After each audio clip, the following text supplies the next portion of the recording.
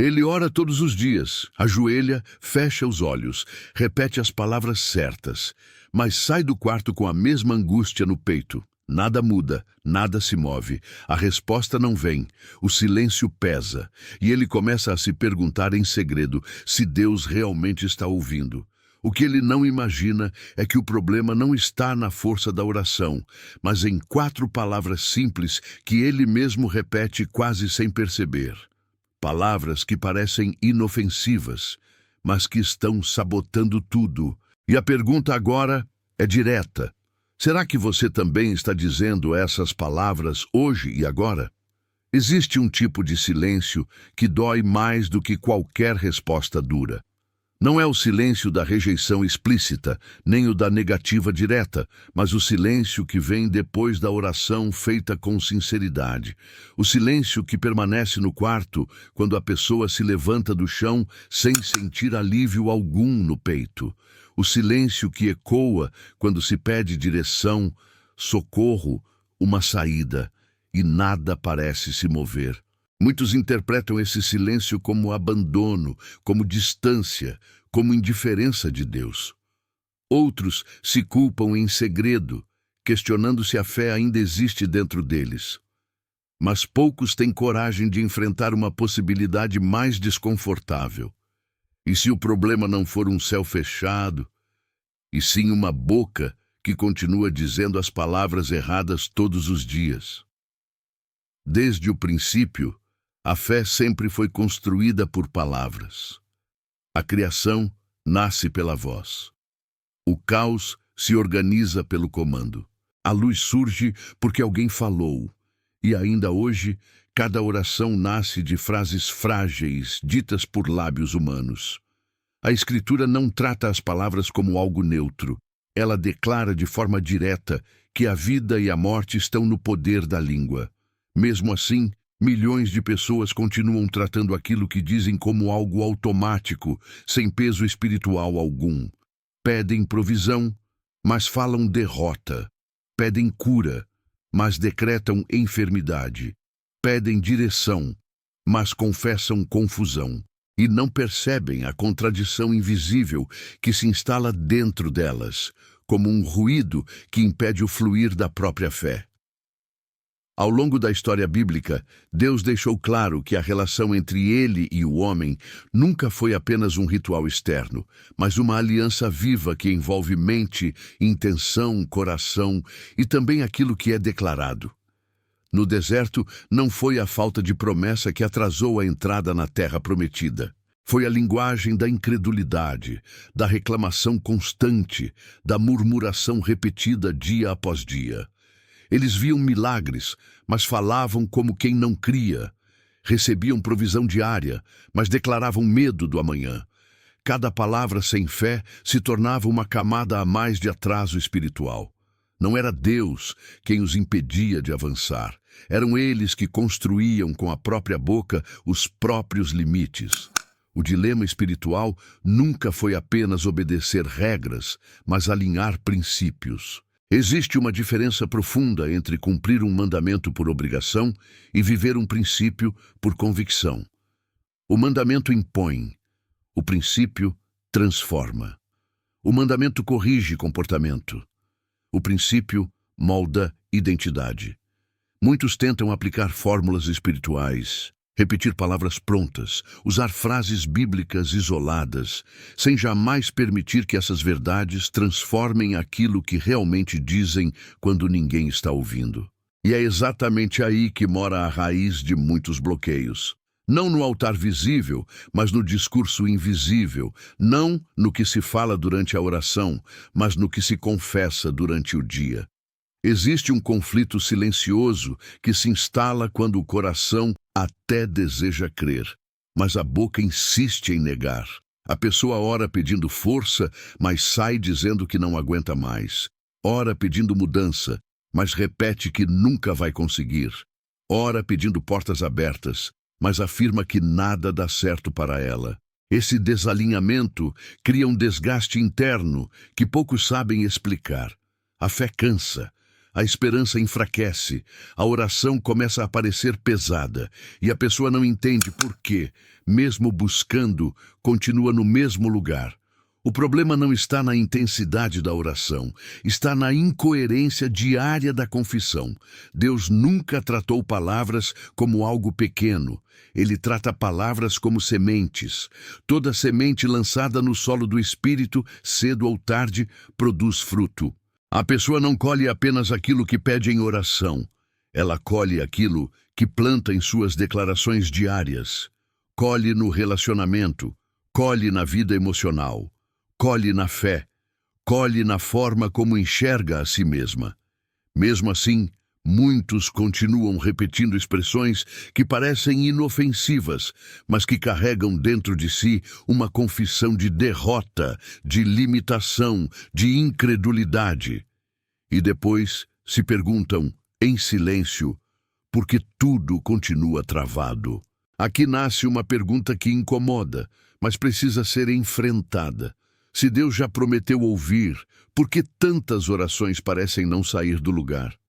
Se Ele é fiel, por que tantos pedidos parecem bater em um teto invisível? A resposta não está na ausência do poder de Deus, mas na incoerência da postura humana. Não se trata de um Deus distante, mas de uma fé sabotada pela própria linguagem. Porque aquilo que se crê no coração precisa encontrar concordância na boca. Crer sem declarar é incompleto. Declarar sem crer é vazio. E viver declarando o oposto daquilo que se pede em oração é construir dia após dia uma muralha contra a própria resposta. Essa realidade cria um paradoxo espiritual doloroso. Pessoas sinceras, devotas, que oram, jejuam, choram, mas continuam presas nos mesmos ciclos, nos mesmos medos, nas mesmas perdas.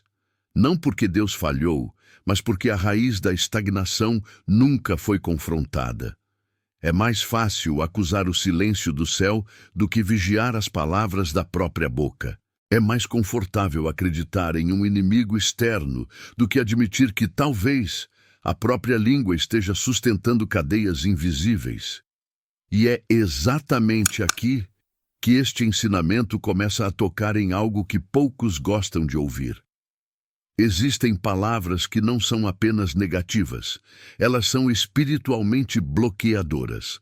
Não são apenas expressões de cansaço, são confissões que travam processos, interrompem fluir, enfraquecem promessas e silenciam respostas. Palavras que muitas pessoas dizem todos os dias, quase como um hábito automático, sem imaginar o efeito profundo que geram no mundo espiritual. Este não é um tema confortável, porque exige responsabilidade, exige vigilância, exige mudança de postura. E, acima de tudo, exige que a pessoa pare de transferir a culpa para Deus e comece a observar aquilo que ela mesma tem construído com a própria boca. Nem todo bloqueio vem do inimigo. Alguns nascem dentro. E enquanto isso não é confrontado, a oração pode até continuar sendo feita, mas a resposta continua sendo sufocada antes mesmo de amadurecer. Ao longo da história bíblica, a relação entre Deus e as palavras sempre atravessou dois grandes movimentos, o do temor e o da consciência. No Antigo Testamento, a palavra carregava um peso quase imediato de consequência. O povo falava e colhia, murmurava e atrasava, abençoava e avançava. O deserto não foi apenas um espaço físico de prova, mas um laboratório espiritual onde cada declaração se tornava um reflexo fiel daquilo que habitava no interior do homem. Eles pediam libertação, mas diziam que preferiam voltar ao cativeiro. Pediam provisão, mas declaravam escassez. Pediam vida, mas falavam como quem já havia desistido. E aquilo que era falado se transformava em ambiente, clima emocional, atmosfera espiritual que definia o ritmo da caminhada. O problema nunca foi falta de promessa. Deus já havia falado. O problema sempre foi a linguagem que contrariava aquilo que já estava estabelecido. Enquanto a promessa dizia avanço, a boca dizia medo. Enquanto Deus dizia herança, a boca dizia derrota. E essa contradição gerava um campo de atraso espiritual constante. A palavra criava o limite que a promessa já havia removido. O povo caminhava com os pés para frente, mas com a boca para trás. E isso os mantinha presos no mesmo ciclo, andando em círculos ao redor daquilo que já deveriam ter superado. No Novo Testamento, a lógica não muda. Ela se aprofunda. Já não se trata de obedecer apenas por temor à consequência, mas de viver alinhado por consciência, por transformação interior, por identidade espiritual restaurada. Jesus não veio apenas para ajustar comportamentos visíveis. Ele veio tocar a raiz invisível de onde brotam as palavras. Quando ele diz que a boca fala do que o coração está cheio, ele revela uma verdade desconfortável. A língua não é um órgão isolado. Ela é um espelho espiritual. Ela revela quem realmente governa a vida, a fé ou o medo, a promessa ou a dúvida. E aqui nasce uma diferença sutil, mas determinante. No Antigo Testamento, muitas pessoas falavam errado por não conhecerem profundamente quem Deus era. No Novo Testamento, muitos falam errado mesmo já conhecendo a verdade. Já sabem que Deus é Pai, mas continuam falando como órfãos. Já sabem que existe promessa, mas continuam falando como condenados. Já sabem que existe provisão, mas continuam falando como derrotados. A ignorância dá lugar ao hábito. A incredulidade vira rotina. A contradição se torna normalidade. Essa desconexão cria um desgaste silencioso na alma. A pessoa ora pedindo libertação, mas ao sair da oração, volta a dizer que nunca vai mudar. Ora pedindo direção, mas repete que a vida não tem saída. Ora pedindo restauração, mas insiste em dizer que tudo já acabou. Não percebe que, enquanto ora em uma direção, vive decretando em outra. O conflito espiritual não acontece fora, ele acontece dentro. É uma luta entre aquilo que a fé pede e aquilo que o medo continua proclamando. A Escritura afirma que a fé se manifesta não apenas no crer, mas também no confessar. Não se trata de um ritual de palavras bonitas, mas de coerência espiritual entre aquilo que se carrega por dentro e aquilo que se libera por fora. A palavra não é apenas som, ela é decisão, é posicionamento, é concordância com algo maior, seja com a promessa ou com a limitação. Cada vez que alguém confessa a derrota, ele não está apenas desabafando, ele está concordando espiritualmente com aquilo que o mantém preso. Emocionalmente, isso gera uma realidade difícil de aceitar. Muitas pessoas não estão sendo sabotadas por inimigos externos, mas por inimigos internos, que aprenderam a usar a própria boca como instrumento de autossabotagem. Elas se tornaram especialistas em declarar aquilo que mais as prende. Dizem que não conseguem, que não são capazes, que sempre foi assim, que não adianta tentar. Cada frase se torna um tijolo a mais na prisão que elas mesmas constroem sem perceber. A boca ensina a alma a desistir antes mesmo da batalha começar. Aqui vale uma pausa consciente. Se em algum momento deste vídeo você se reconheceu em alguma dessas falas que aprisionam, escreva agora nos comentários apenas uma frase: eu vou mudar. Não como promessa vazia para os outros, mas como um compromisso silencioso com você mesmo. E se este conteúdo já está tocando o seu coração, inscreva-se no canal agora, porque aquilo que começa aqui não termina neste vídeo. A diferença entre o Antigo e o Novo Testamento não está no peso das palavras, mas no nível de responsabilidade espiritual que agora existe sobre elas. Antes, o povo tropeçava sem entender. Hoje, muitos tropeçam mesmo entendendo. E isso torna o bloqueio ainda mais doloroso, porque ele nasce da consciência ignorada. A pessoa sabe o que deveria fazer, mas escolhe continuar dizendo o que sempre disse. Sabe o que deveria crer, mas continua proclamando o que sempre proclamou. O coração humano se acostuma rápido com aquilo que repete. A dor repetida vira identidade. O fracasso repetido vira normalidade. A dúvida repetida vira verdade pessoal. No início, vigiar a própria fala parece estranho, quase artificial. A pessoa sente que está forçando algo que não combina com a realidade que ela enxerga. Mas aos poucos, a alma aprende uma nova linguagem, a linguagem da concordância com aquilo que Deus já declarou. E essa mudança começa de dentro para fora. A generosidade espiritual não começa apenas nas mãos, começa na boca.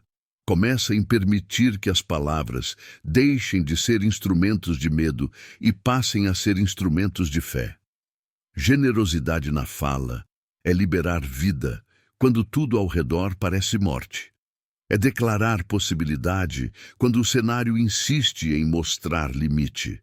É semear esperança mesmo quando a colheita ainda parece distante. E é exatamente por isso que tantas orações são interrompidas antes de amadurecerem. Porque a pessoa planta com a oração, mas arranca com a palavra. Constrói com o pedido, mas destrói com a confissão contrária. Avança de joelhos, mas retrocede com a língua. O bloqueio espiritual não se anuncia com barulho. Ele se instala devagar, disfarçado em frases comuns, expressões automáticas, pensamentos falados em voz alta sem qualquer vigilância. Quanto mais tempo isso dura, mais difícil fica perceber que a raiz não está fora, mas dentro. E a tensão cresce. Porque a pergunta começa a queimar por dentro. Se as palavras têm tanto poder para travar, então quais são aquelas que mais destroem? Quais são as que realmente bloqueiam? Quais são as 4 palavras que tantos dizem sem perceber que estão fechando as próprias portas espirituais?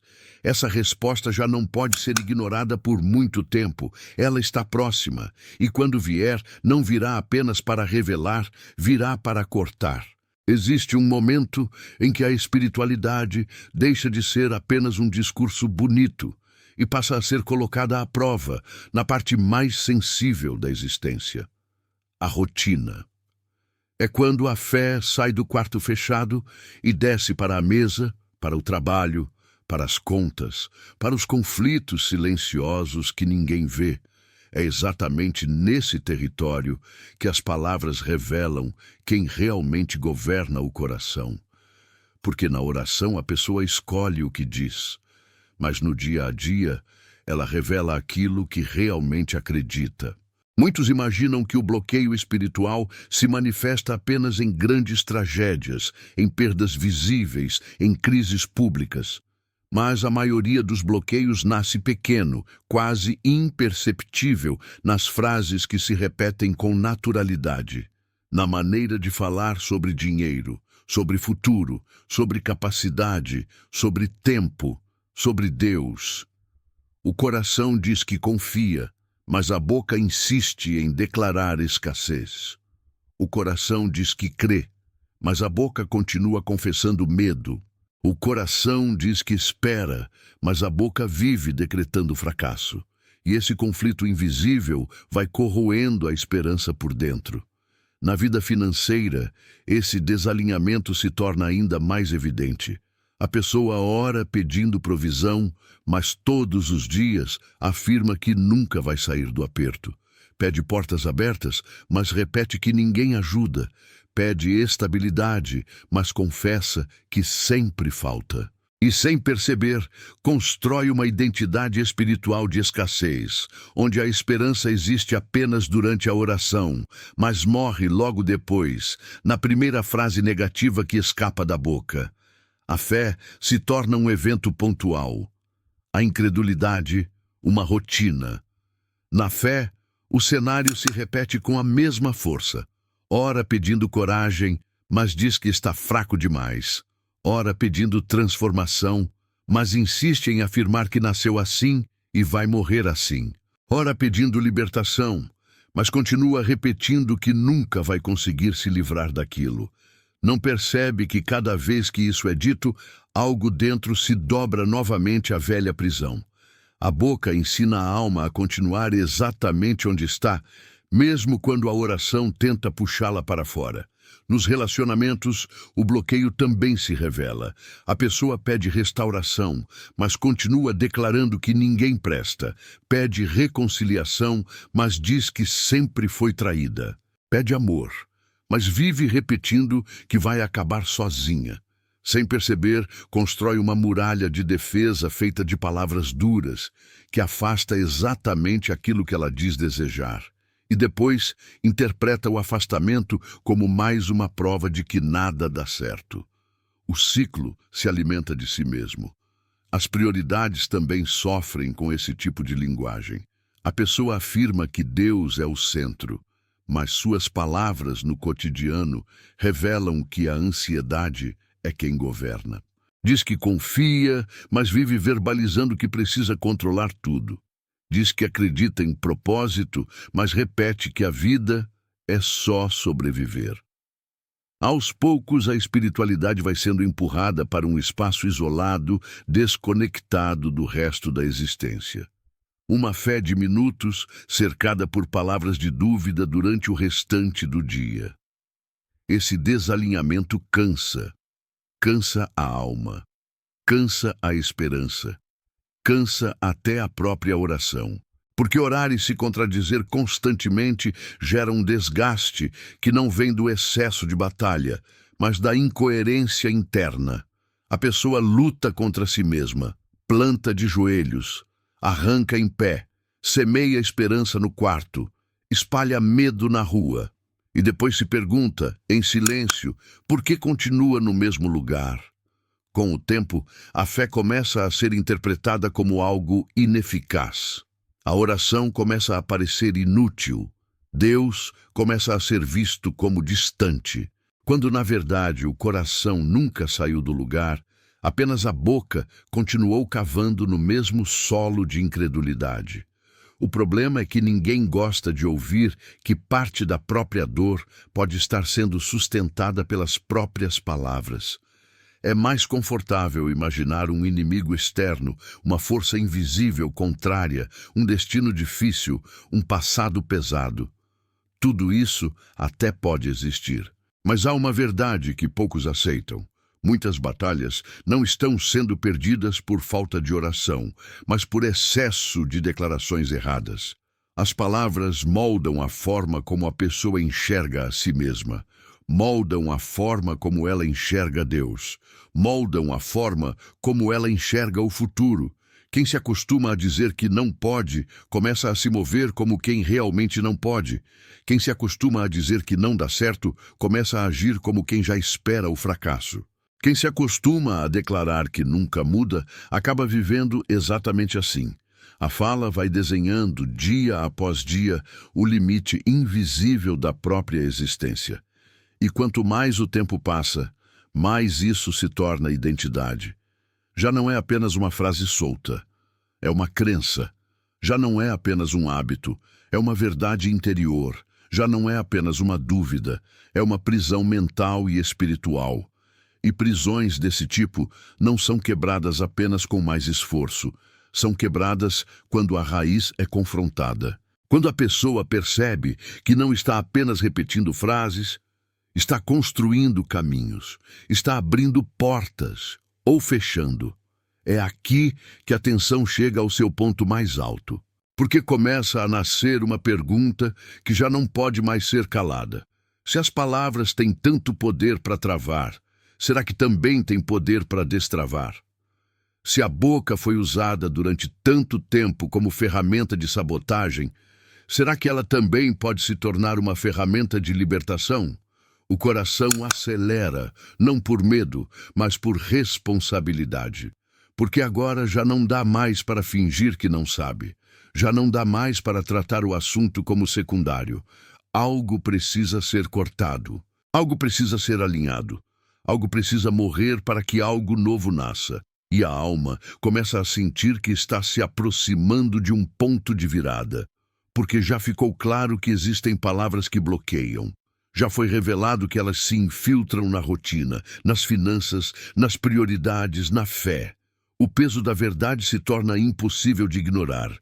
Agora, o terreno está pronto. A tensão está madura. O coração já percebe que algo precisa mudar. Resta apenas uma pergunta, pesada como poucas. Quais são, afinal, as 4 palavras que mais prejudicam as orações? Essa resposta já não pode mais ser adiada. E ela chega agora. Chega um momento em que a verdade já não pode mais ser adiada. Depois de toda a tensão, depois de toda a exposição do conflito, depois de toda a conscientização sobre o poder invisível das palavras, a revelação precisa vir não como acusação, mas como libertação.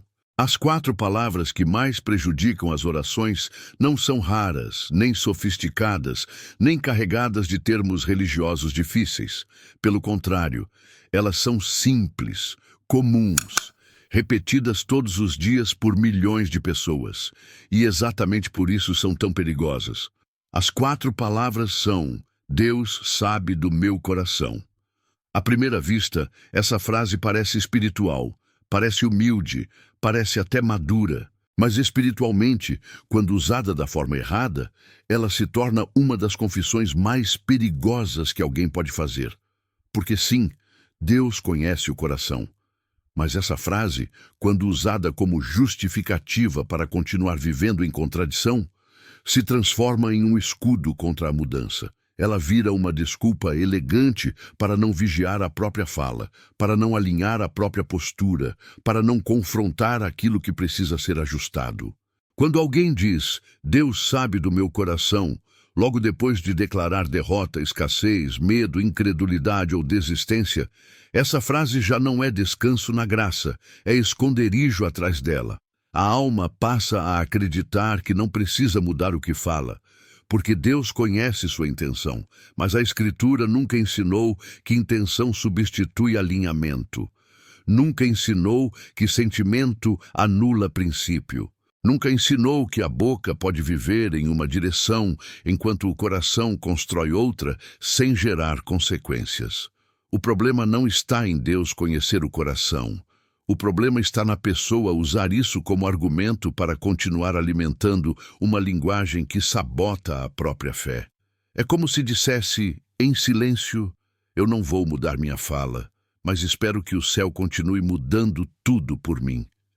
E é exatamente nesse ponto que muitas orações morrem antes de amadurecer. Não porque Deus não quer responder, mas porque a própria pessoa encerra com a própria boca o processo de transformação que a oração começou. Deus conhece o coração, sim, mas Ele também conhece a incoerência quando o coração diz que confia e a boca diz que fracassa. Ele conhece a contradição quando alguém pede provisão e continua confessando escassez. Ele conhece o desalinhamento quando a pessoa clama por libertação, mas continua afirmando que nasceu para sofrer.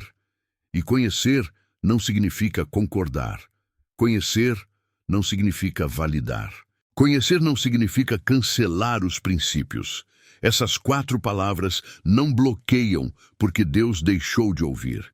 Elas bloqueiam porque a própria pessoa fecha, sem perceber, o ciclo de mudança. Ela ora, mas não se permite ser moldada. Ela pede, mas não se alinha. Ela busca, mas não vigia. E sem vigilância, a fé vai se tornando apenas um discurso bonito, sem força suficiente para produzir transformação real na prática. O que Deus sempre quis não foi apenas uma frase bonita no final da oração. O que Ele sempre quis foi alinhamento. Coração, mente, boca e atitudes caminhando na mesma direção. Não perfeição, não impecabilidade, mas coerência, arrependimento real, disposição sincera de ajustar a rota quando a verdade confronta. Como está escrito que o justo pode cair, mas se levanta, porque não permanece prostrado. O problema não é cair, é usar a graça como desculpa para continuar caído. Quando a pessoa para de usar Deus sabe do meu coração como escudo e começa a usar essa verdade como responsabilidade, algo poderoso começa a acontecer dentro dela.